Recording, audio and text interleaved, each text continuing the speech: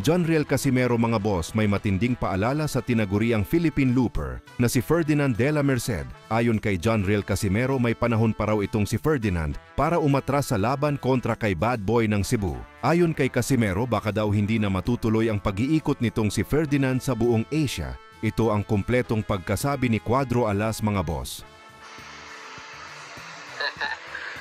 Oy Ferdinand, may panahon ka pa pwede umatras. Sinahamon mo si Bad Boy. Nako, wag mo nga munin yun. Baka makumatos ka pa nun. Hindi mo pa malakad buong Asia. So kayo kayo mag-away-away. Kayo mag-gulo-gulo dyan.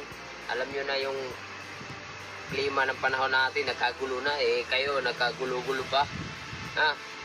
Kung gusto nyo mag-away, punta kayo dito sa planeta ko. Kahit magdamag kayo, magsuntukan dito, walang problema.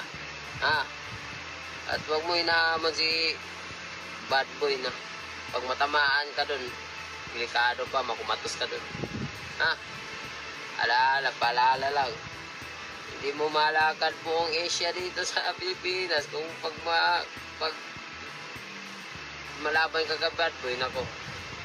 Pero alam ko marami ka resistensya, kaya may possibility talaga na mananalo ka kay Bad Boy. So good luck sa inyo lahat. Bad Boy, bro, pare, mag-iingat ka dyan. Nilalakad pong kalawakan yan. Baka masingitan pa tayo dyan. So ingat. Okay, God bless. Ingat yun lahat.